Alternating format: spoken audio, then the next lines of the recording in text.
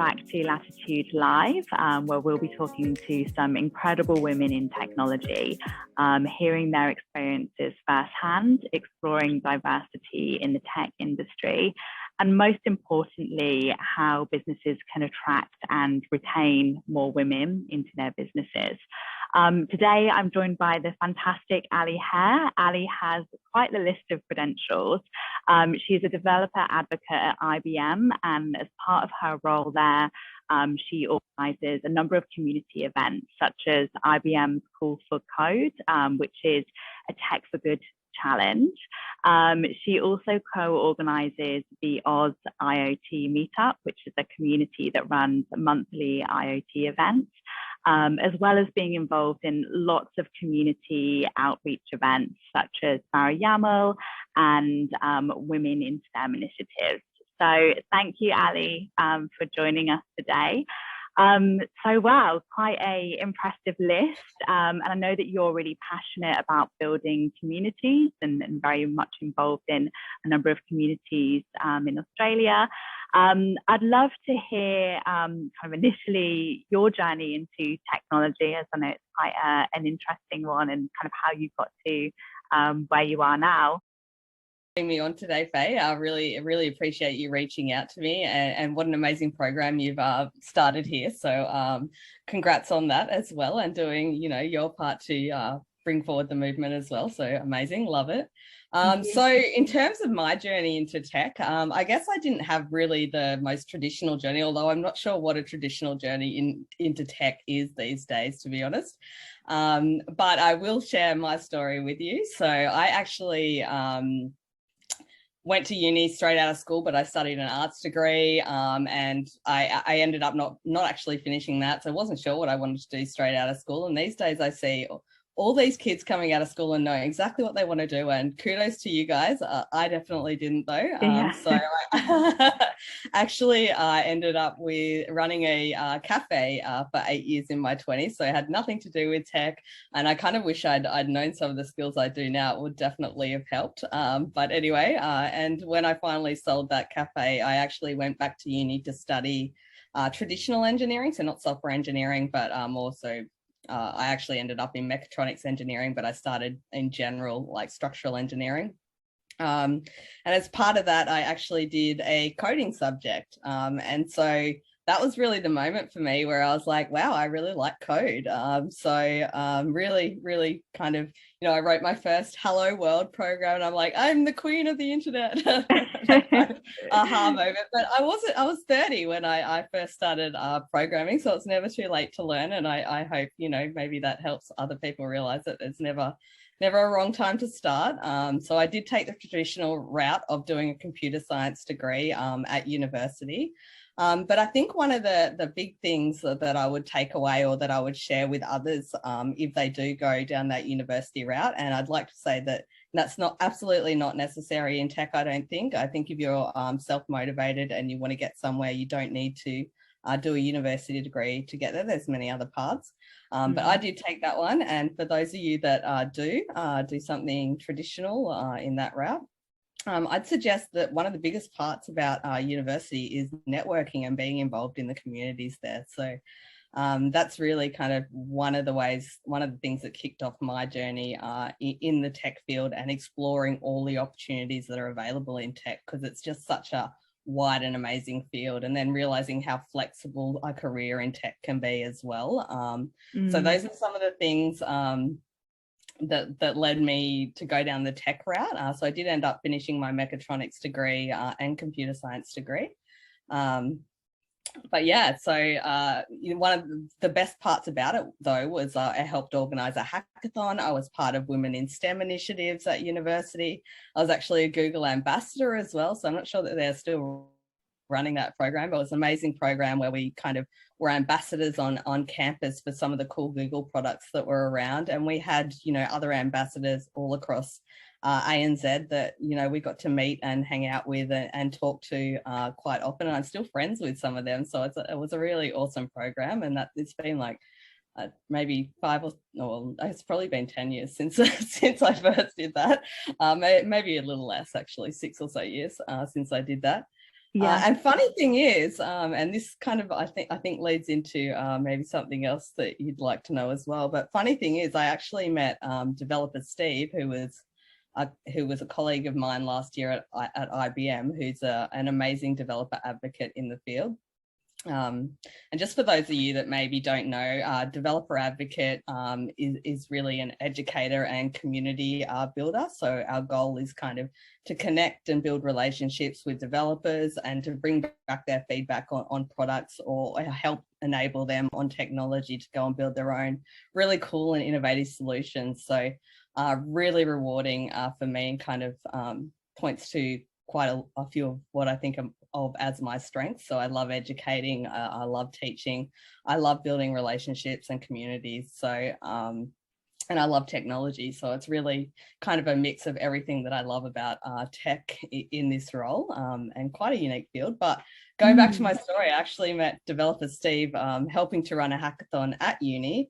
And he's the one that rang me up 6 years later and said, Ali, you would love this career. You have to apply for this job. So you just kind of never know who you might meet and where it might take you, I think is the point of that story. And now here I am, and he was right. I do love this role. And yeah. Yeah, that's awesome. And so I guess for you, like, you really kind of discovered and kind of found that journey through education and kind of through university, and those networks and kind of communities that you built, you know, during your studies kind of really still thrive and you're still really connected with today, which I think is just awesome. And you've obviously kind of taken a lot away from that, which is great. And I guess that kind of led me to my second question as well, because I know that developer Steve was kind of, you know, really, you knew him and kind of partnered with him on a number of initiatives as well. And that kind of brought me to my second question around, you know, kind of throughout your career, like, who did you look up to and kind of who inspired you? And, you know, did you have kind of mentors kind of along that journey? You know, it's a really interesting question, because it's one I wouldn't, you know, necessarily point to, oh, you know, a Bill Gates or an Elon Musk or someone was like that I looked up to, but more people that were in my closer community that I respected and learned a lot of. And, you know, developer Steve, definitely, you're right, was one of those. One of those people that I just met randomly at an event, and we clicked, and, you know, I would talk to him about career things, and he would just share, you know, different paths with me as well. Because I think, you know, maybe when you're at university, you don't really have that understanding of how wide of a field it is and how many different parts of it there are to go down necessarily. You can be creative in this field, you can be in law in this field, you can be like, there's just so many different paths to tech, and I don't even know them all, to be honest, which is one of the things I really love about it.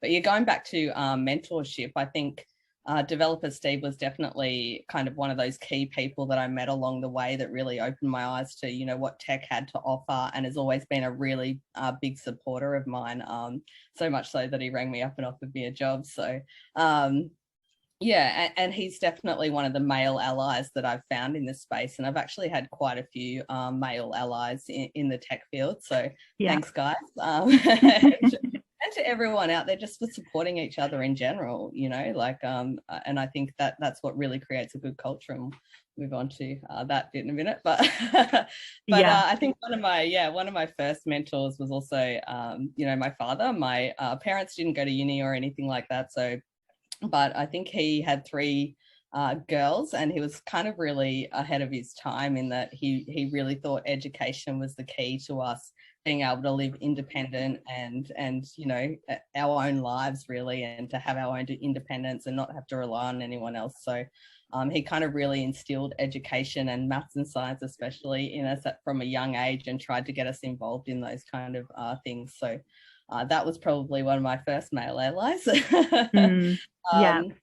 And since then, I've had also a few more. So developer Steve being one, and Ben Peterson, who I've worked with closely at IBM over the last couple of years, is just an amazing leader, and just able to really create a great culture and a really highly performing team. And he's very, he's very big on diversity and inclusion, and I think that's one of the reasons that he's such a great leader as well.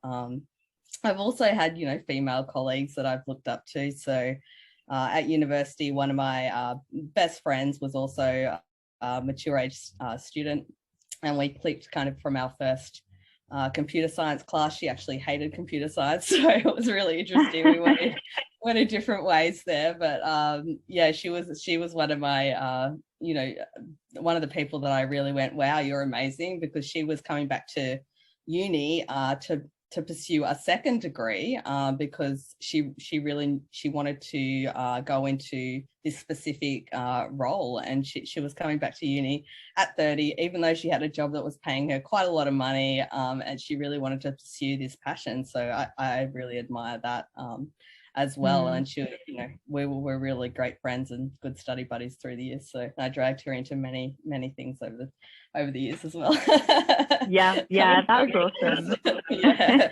I think there's just so much pressure, isn't there, to kind of go to uni when you're really young, but I think actually there can be such merit, once you've had that life experience and kind of a bit more about yourself and kind of what drives you and kind of really what you want to do. 100%. I think that's a great message. And I think anyone that kind of thinks, oh, I'm too old to get into the workforce after this, or people are going to think it's weird that I'm a grad at this age. I never really felt that stigma, though I can understand why other people do. But what I would say is you're bringing all these, exactly like you said, all these life events, all this life experience, all these kind of understandings that you have from a different field into your job application. Not just that you've just graduated, but you're bringing your relationship skills, your understanding of I guess life things, and a diverse background, and really that's always an asset. So I would say try and look on the benefits that you bring to an employer outside of just I've just graduated. So yeah, absolutely. And I think that's kind of really builds those soft skills that are really highly sought after in today's industry. Things like designing for diversity, empathy, emotional intelligence, all these things that are kind of really important when building, responsible products in the tech industry. Yeah, definitely. And resilience and being able to take, control of your own career as well. You understand that no one's going to do it for you. So because you've already started down that path. So I think those are big things you bring to a future employer as well. Yeah, absolutely. And I guess kind of your role at the moment as a developer advocate, and I know that your kind of network was kind of really responsible for flagging that role to you. But I guess kind of when you got through that interview process, what was it that kind of really attracted you to IBM and kind of that role in particular? Well, to IBM and the role in particular, IBM's actually an amazing place to work. And I've met some really high caliber and amazing people there, and I've definitely worked with quite a few people where pretty much everyone that I work with there, I'm like, wow, you are awesome. So, which is a really cool spot to be in. So I think that's a real credit to them. Helping promote that kind of culture as well. But I have to admit, I didn't really know much about IBM going into the business. So what really attracted to me to the role was the people I'd spoken to throughout the interview process. So everyone I'd met, I'd clicked with, as well as obviously developer Steve referred me in, and big credit to him. But also that's a testament to the power of networking and getting out there and doing things, in any place, because that could happen. That happens all the time, I'd like to say. So, working with someone that I considered a really good friend and someone that I could look up to as a mentor, I think that was a big factor in me choosing the move. And then when I, really started to understand the role, I'm like, this is the career I want to do. Like, I love this. I love helping people, and it helps me level up by helping other people. Like, what's not to love about that? And I get to work with all this cool tech and learn about new tech all the time, and build communities. Like, I love relationships and I love building relationships with people and building communities together, and just seeing some of the cool stuff people do just with, one workshop or something, and then they go away and bring back, a whole, for example, call for code solution, and go on this big journey that just from one workshop or something, and they've created this amazing product, and then they go and win this worldwide hackathon. Some of those journeys are just inspiring to me as well. I love that aspect of it as well. yeah, that's awesome. So I guess for you it was that the people that you met through the interviews process, and being able to click with them, having access to new technology, and also having that opportunity to level up as well as build out communities. That was kind of really what attracted you to the role. Yeah, definitely. And look, I have to say, every time I look at a role these days as well, because obviously I've been at IBM for 2 years now, but if when I'm considering new roles these days, and this was the same then, some of the main points that I'd require, and luckily, to be honest, I actually started working at IBM, or luckily, depending on how you look at it, but luckily for me, I started working at IBM in April of 2020, so just after COVID hit. So I've actually never seen an IBM office, but I don't really think that part of our role was going to be office work. So there was that flexibility inherent in the process already for me. And to me, that's, absolutely essential. There's no reason that people in tech need to be in an office every single day. And I think employers trying to enforce that. And I kind of think COVID's brought that conversation to life, obviously. It is not, giving women the best of everything. And I think that's really, a really great thing that's come out of COVID is those conversations are coming up. We do have work-life balance. We do have a bit more of a even playing field, I guess. That's probably the wrong word for it. But I mean, we're all humans, I guess. We're all connecting on that more human level now, and understand that, flexibility isn't just a want. Sometimes it's kind of a must. Absolutely. So and having that respect for people is important. And I definitely always look at the parental leave policies, and also you get a handle on the culture and the kind of team culture that you're going into by going through that interview process as well. So those are very kind of important things to me, besides compensation, obviously, but in a workplace, and the ability to learn and level up as well. Yeah, awesome. And are there any other kind of, I guess, like workplace initiatives that you have seen or heard of that kind of you feel really promote diversity, I guess, kind of outside of that flexibility? I think, look, I really think it's a very tricky one to tackle, but I think the only way to tackle it is to make sure that you, as a corporation or as a company or even as a team leader or individual, are taking responsibility for doing your part to be an inclusive and diverse culture. And I really think that's the number one factor in keeping women and attracting women into tech. Like, having that flexibility is a big one, as well as the culture that you're providing, and making sure you're an inclusive environment. And we all know that diverse teams, or I think we all know these days, that diverse teams are high performing teams. And we also all know that a happy employee is a productive employee. I think, that research has been and gone so many times. So, how do we create that?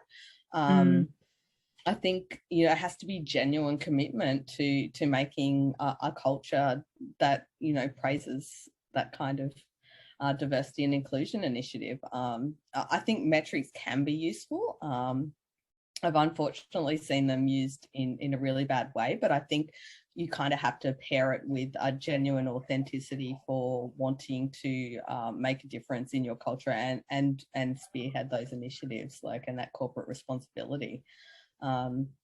So metrics can be good. For example, hiring a certain percentage of women or minorities into leadership positions or into your tech workforce or underrepresented fields. But I've also seen metrics just applied as a blanket over, 50% of our workforce will be women, but they're all getting hired in traditional women fields. That's not that's not helping anything.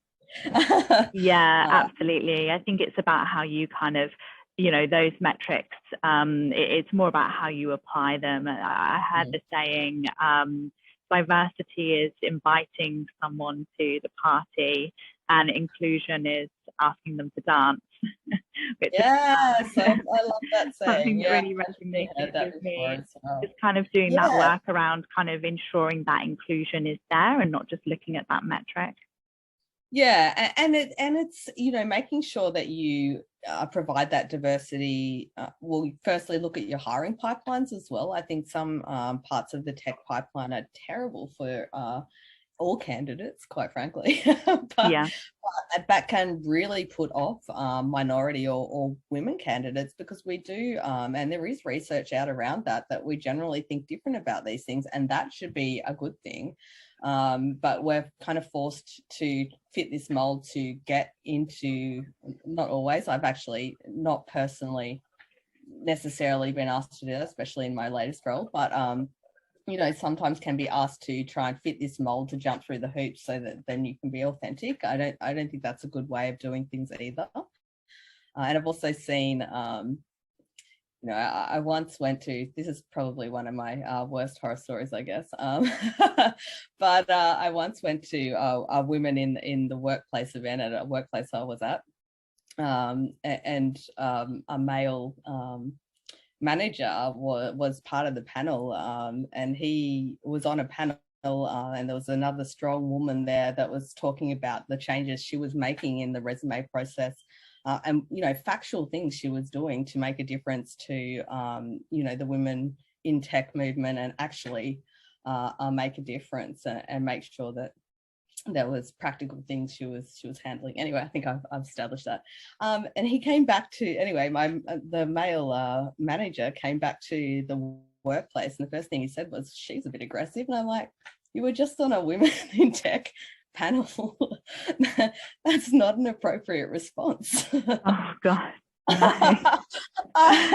I was just, so this, I think having diverse, making sure that, if you are running an event like that, or any tech event, that you aren't just having token panelists, that these people really do care about the authentic movement and making a difference to minorities in the tech field, because it does make for high performing teams for yourself, but also it makes for a better culture for everyone and a more innovative culture. So I hope I think we still occasionally have some work to do, and I think there's a little bit of a changing of the guard of the old aggressive workforce into a culture that's really genuinely inclusive.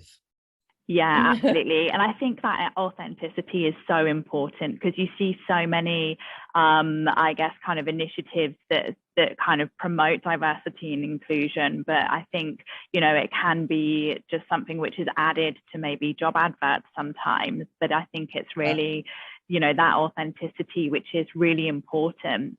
And I guess kind of lastly, are there any things that you think that we could be doing or that the industry should be doing to encourage more females to consider a career in tech, or kind of attract more women into the tech industry? Yeah, this one is a really tricky question for me to answer. I think it's a really complex question as well, and there's kind of all different levels to it. But in terms of what companies can actually do to attract women into a career in tech, I think have a look. One of my first things would be to make sure you have a look at your hiring pipeline, and make sure you're not unincluding women unintentionally by, perhaps, for example, job adverts. I've seen, women won't apply unless they meet every single criteria. And I've seen some terrible job adverts that aren't really the job that you're going to be doing at all. So I think make sure, number one, that you're not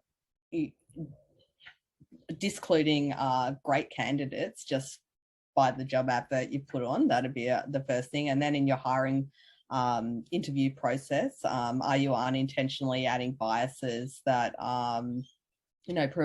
promote a culture of self-selling and self-aggression? Because I don't necessarily think a lot of women minorities are comfortable doing that, especially if you're new to a junior role and kind of haven't learned to pitch yourself.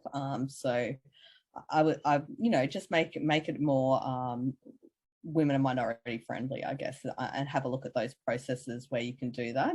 I think those are really big ways to do it. And then make sure that your culture is inclusive and respectful when they get there, because that'll be the number one thing where they, have a look at your culture, and they'll either feel alienated and be out of the industry forever. And I've seen people do that, and that's really horrible to see.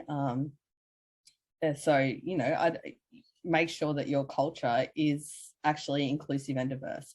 And that you are trying to promote women up into higher level roles as well, because they won't always put their hands up, I think, is something. And while I loved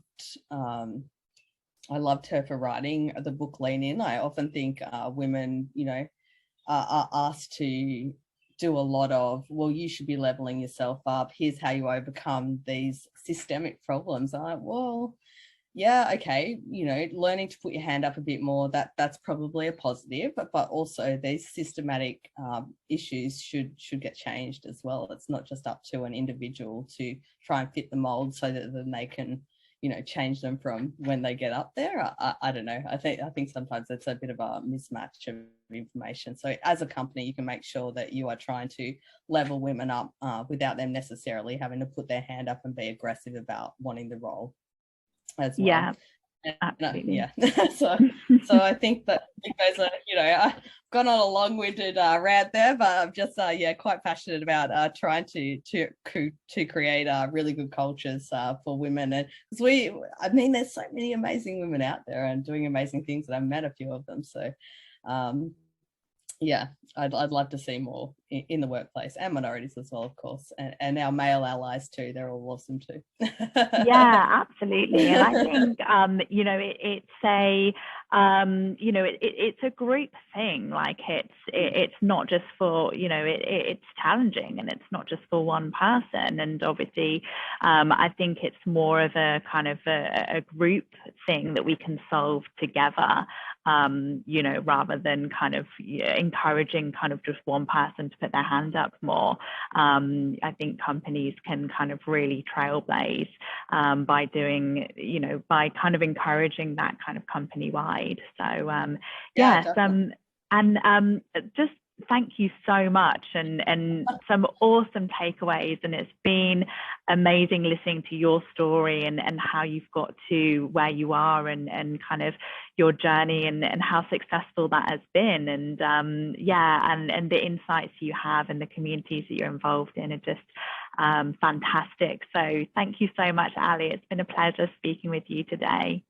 Well, thank you for letting me talk as well, Faye, and I really appreciate it. If anyone wants to reach out, I'm at Developer Ali on most platforms, so feel free to reach out, and happy to talk anytime. And great series. Looking forward to seeing more. Thank you. Thanks, Ali.